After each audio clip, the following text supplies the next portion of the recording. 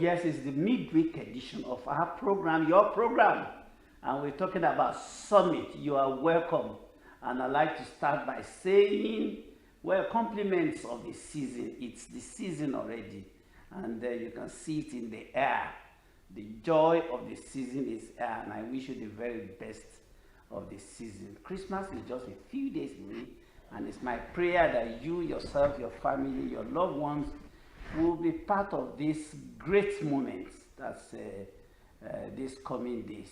My name is Banji Busari, and I'm glad to be here. Jumoke will be joining us shortly. She's busy somewhere else. Today on the program, we're looking at one of the most critical segments, critical sectors of our economy. We're talking about the driver of economy now. We're looking at the role of the power sector.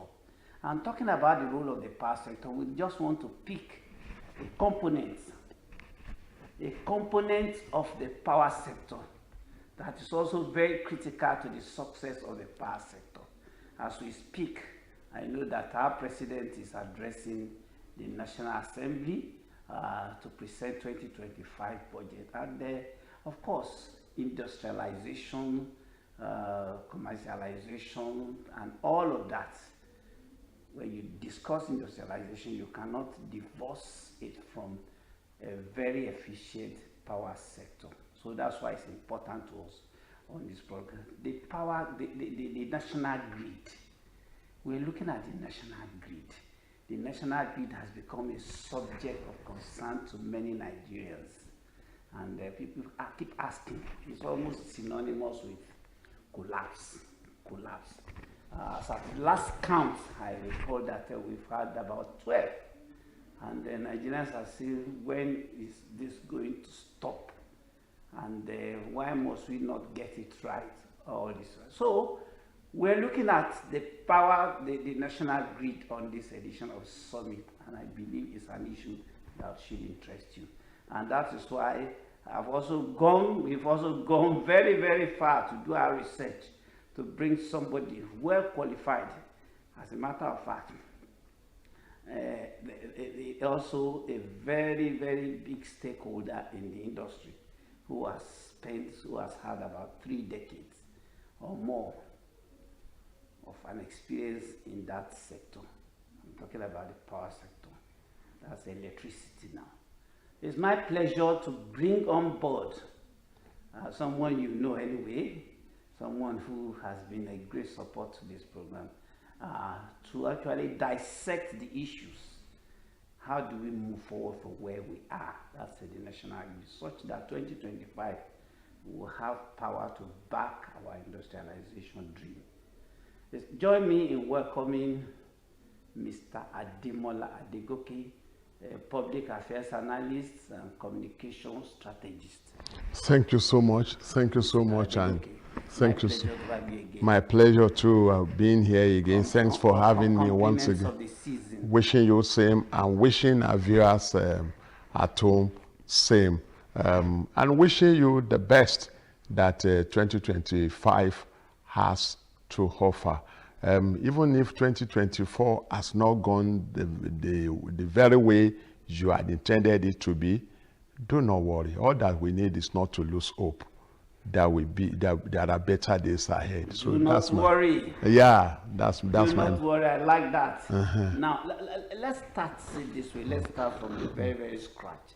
The national grid means, you and I understand the meaning of national grid, but to many Nigerians, they do not really understand what national grid is about.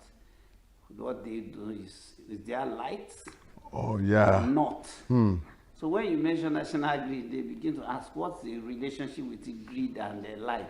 Okay. So help us break it down. What is this national grid that we keep talking about? Okay. When we talk about the national grid, we are talking of a web of interconnected cables and wires and transformers. Cables, wires, and transformers from the very point of power generation to the point of consumption. And of course, you know that in between the point of generation and the point of consumption, you have the transmission, which is the part that wheels the bulk power from the point of generation to the different load centers, to the distribution load centers, where the power will now be distributed into homes and businesses. So even as we are now, even in this building where we are somehow part of the national grid, because we are connected to a transformer that supplies this building, and that transformer is part of the national grid. And so it also needs to be said that whatever happens in that chain, in that value chain, like I explained, from the point of generation to the point of consumption, through transmission, whatever happens from along the line, in any of the value chain, will affect the entire system. So that is what the national grid is all about. So it's a web of interconnected cables and wires nationwide. So everybody, every home, anyone that uses electricity in one way or the other is somewhat part of the national grid. Okay, in my intro I mentioned the fact that it's been collapsing so much so that Nigerians have lost count.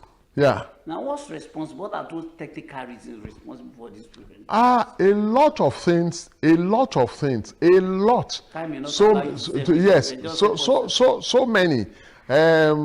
But let me start by saying, putting it this way. Maybe we will take a cue from elementary economics that we were taught in secondary school. The concept of demand and supply. It also applies to power. It applies to power generation and consumption, demand and supply.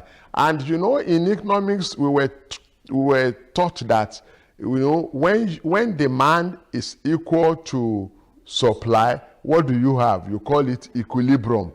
So there is also a point of equilibrium in power system.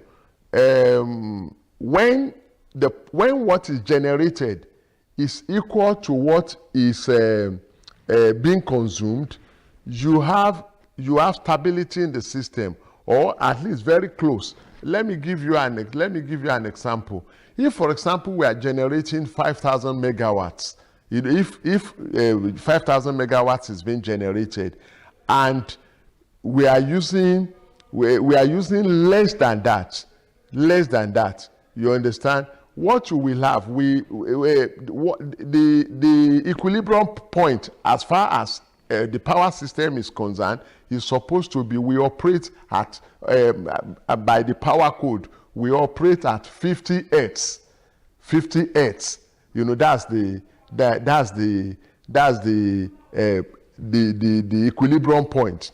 But if what is being generated is 5,000 megawatts, for example, but the power that the consumers are trying to take from the system is more than that. If we have 5,000.2 megawatts, that will make it go low. You understand? Instead of 50 hertz, you may have 49 hertz or 49 point something hertz. Meanwhile, if what is being generated, we are not using up to that, the equilibrium point will not be 50 hertz now, it will go up to like 51 point something hertz. But at any point, if it goes up, it should not be more than 51.2 megawatts.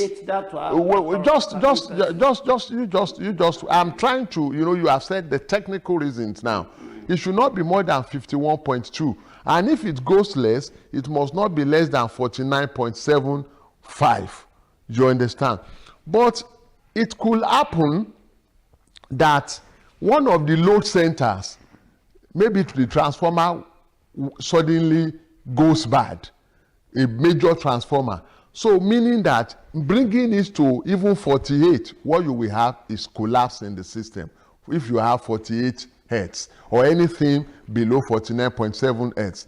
And if it goes up and you are now having, 50, if for example, the what is being generated could not meet what people really need, there will still be a collapse. There could also be, it could also happen that along the line, as transmission is wheeling the bulk power, there is an act of vandalism on a part of the network. You understand? It will destabilize the whole system. So that's why I have said that so many things. If one of the generators at the generation point goes bad, bringing the generation level down so much, there will be collapse. There will be grid disturbance. So much embedded. Now, let me ask about the need for infrastructural adequacy or otherwise, or infrastructural weaknesses that may be responsible for this. Now, if you are aware that your demand is at X, no, it is expected that the planners or the people at the helm of affairs in the industry would have also thought of that and ensure that our supply, it does not exceed. Yes, that is the work of a body within TCN. So what's the role of the infrastructure in all of this? Yes, we have a body within the Transmission Company of Nigeria. I think now it has been separated to an autonomous body, the Nigerian System Operating Body or whatever, NISO, but it is called the system operator.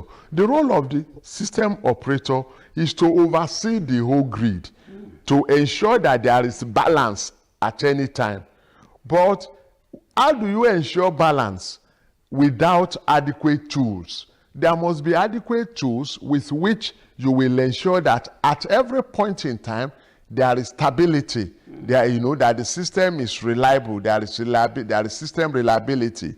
So, talking about infrastructural weakness now or inadequacy, we know that the power sector is a highly cost-intensive sector, and you need to invest so much into it before you can even say you want to, be making gains.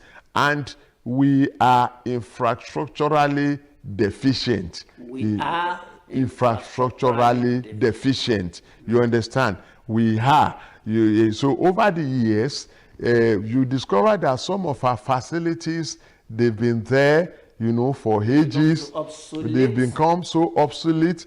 And then again, everywhere, the technology keeps evolving, and you need to keep pace. You need to be abreast of the developments in the technological world. So, for example, there is what you call scientific capturing and data acquisition system, SCADA, and the role of that SCADA is to help you, like we have said, the system operator. The role is to oversee the system, to ensure that there is balance at every point. So the role of SCADA is to help you oversee your system, to point to you areas of to raise red flags, where there are. You understand? And to tell you that, there is a problem here. So quickly, you make up. For example, if a part of if a load center could not offtake power for one reason or the other, the role of the system operator is to quickly transfer the power that load center could not consume to another point. Because if power is such that once you generate, it has to be used, it has to be consumed.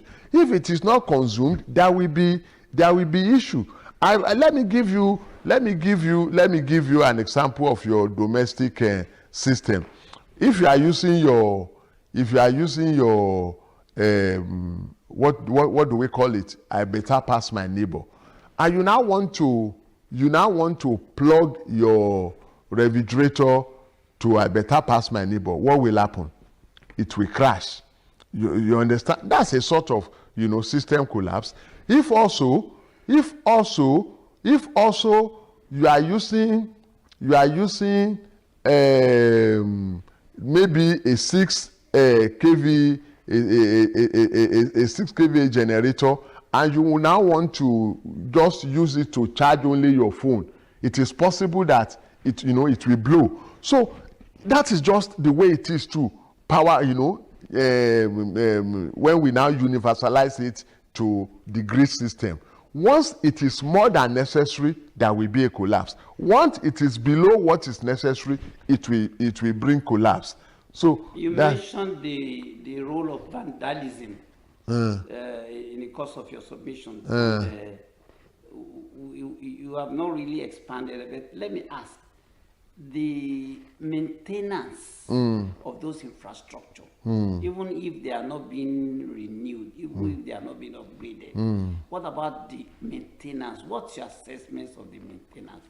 Well, like a fire brigade approach, it is when this grid collapses, you see within action order, restore it within 24 hours, presidential order.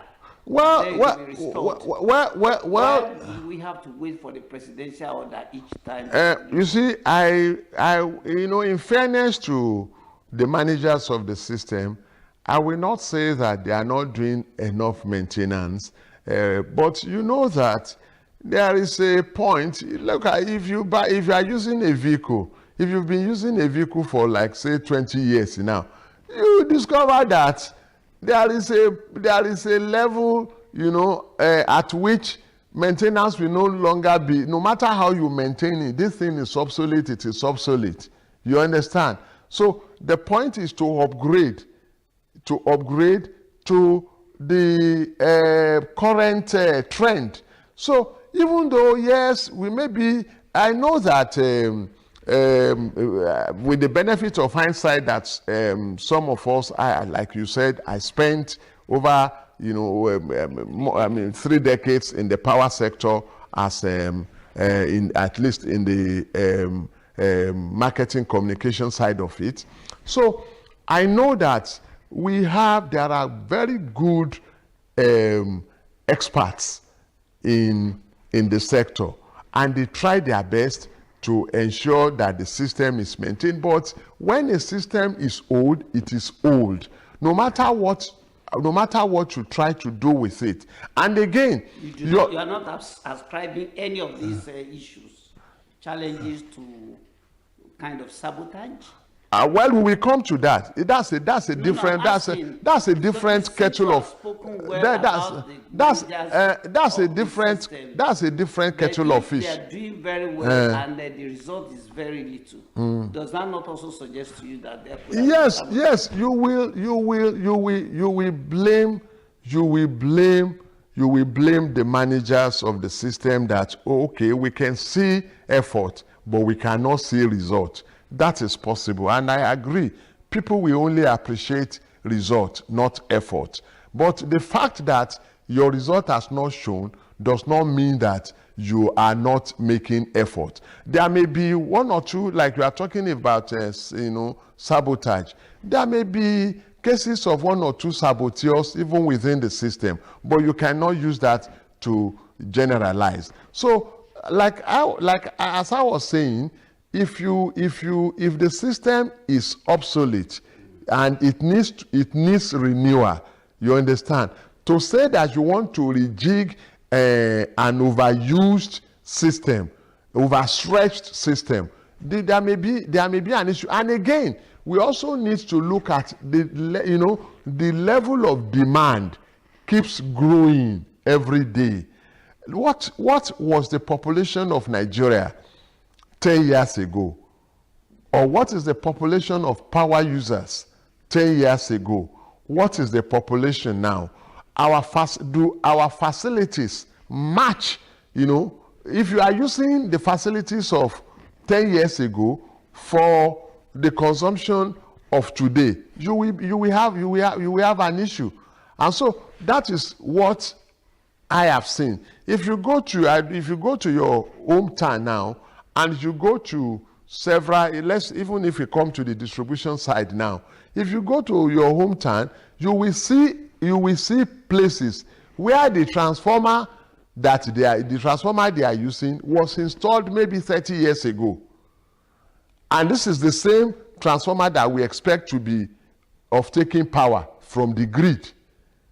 So when such fails, there will be collapse. So, and you can imagine how many of such do we have. I was discussing with my wife, and I said, maybe because that has been my own area for years. I said, we went to Abeokuta, and we decided to go to our area where we lived when we were in Abeokuta. And I saw that the transformer that I met in that area in 1992 is still the transformer that is there. I don't think any relief projects, we call it relief projects, when a transformer is already in circuit and you want to take load off it to another transformer, you say you have done a relief project. I don't think the transformer has enjoyed any relief, you know, for the past 30 years. What is the population? Or what is the population now? What was the population 30 years ago? On that note, let me now bring us to the consequences. Now we have suffered this over a period of time. Now on our economy has been the greatest victim of these collapses. Now, what are those immediate and the long-term challenges, problems, and consequences on the economy? I mean, I spoke earlier about electricity, power sector, being at the center of industrialization.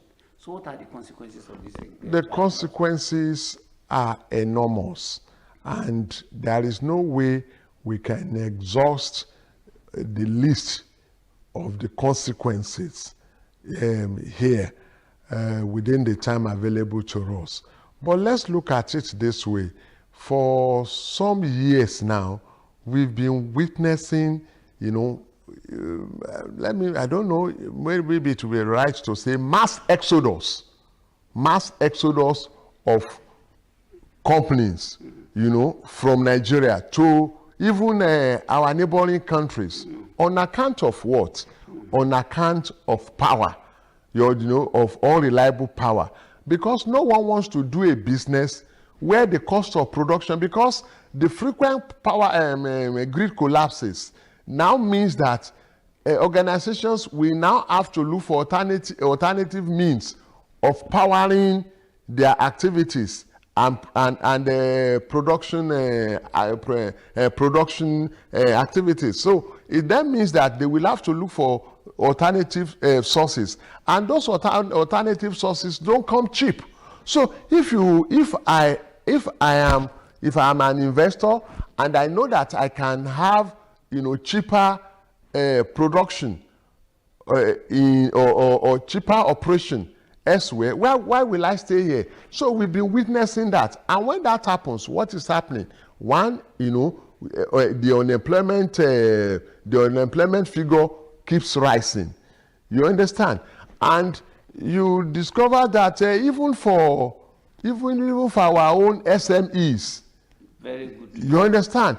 Which the main driver. The main driver, you know, 70%, over 70% of the economy. You know, so they are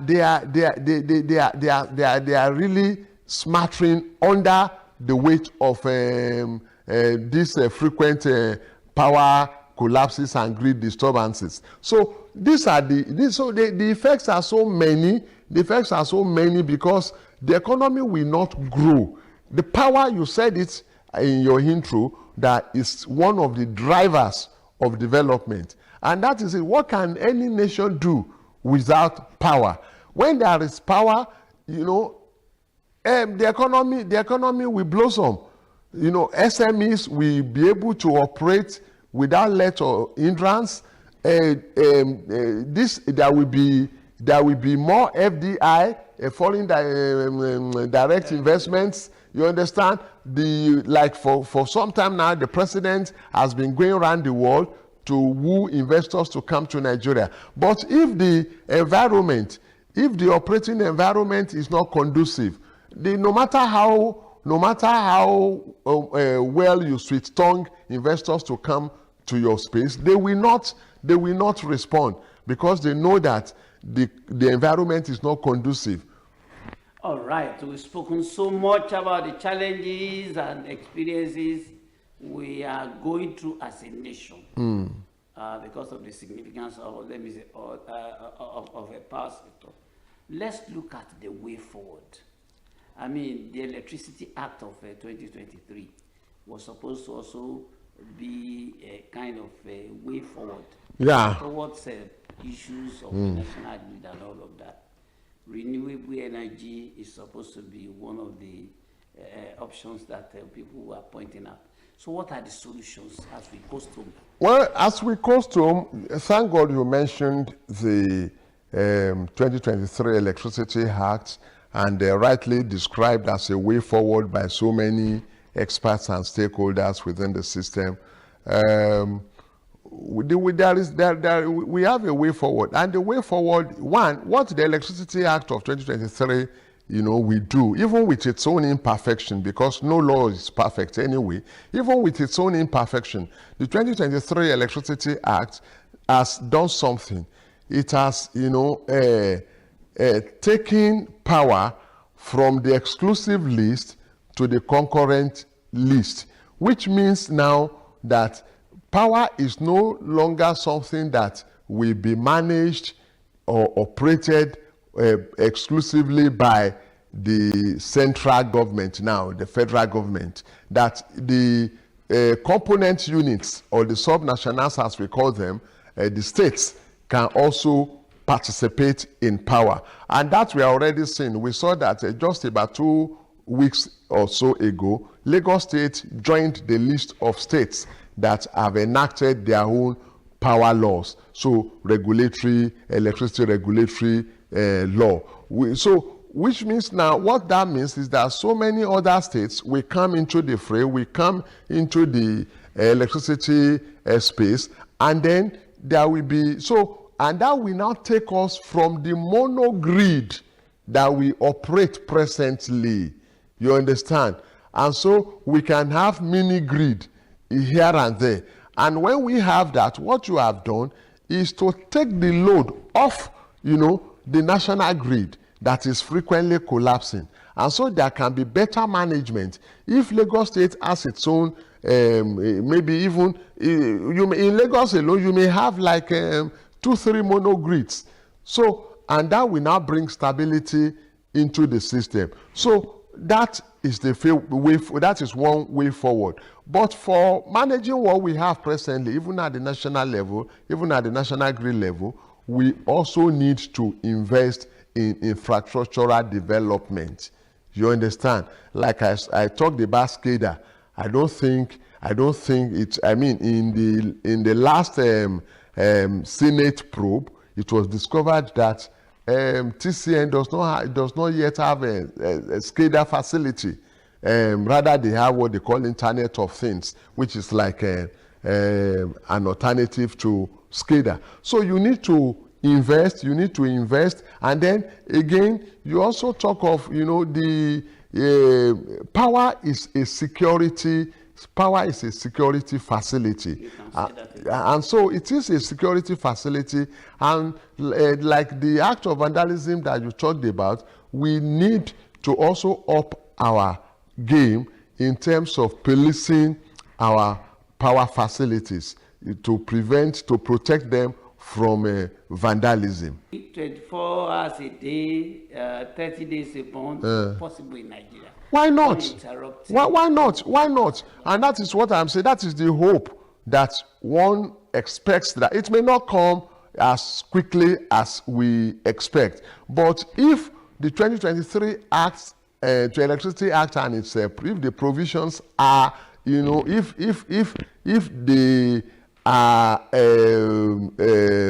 kept to the letter, you understand, if the provisions of the 2023 Act, are kept to the letter, we may, we will be moving there gradually. Like by the time Lagos State has its own, Ekiti has enacted its own law, Enugu has. So when we have such, we may get there, though maybe not as quickly as we will have desired.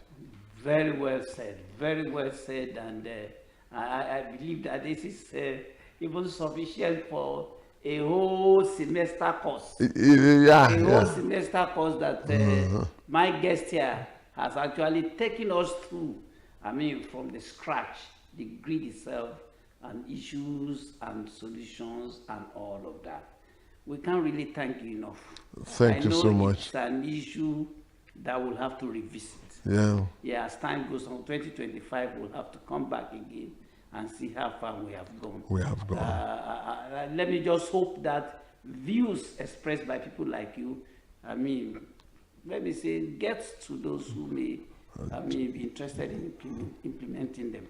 That's my wish, that's my desire. We hope those views will get to them. Thank you so much for your time and your thoughts. And thanks again for having me. The of knowledge you have actually exhibited here, I'm sure my viewers have benefited so much. Thanks so much. Your wealth of experience and knowledge. That's our package today, where we discuss the power sector, particularly the national grid, issues of collapses and all of that, and how this has impacted our economy over the years. From here, we'll be transiting to the next segment of the program. That's what is happening in Lagos State. Of course, new things keep happening in Lagos State. That's why Lagos State keeps remaining the center of excellence, where everybody has something to take home. My name is Banji Busari. See you again next week. Bye.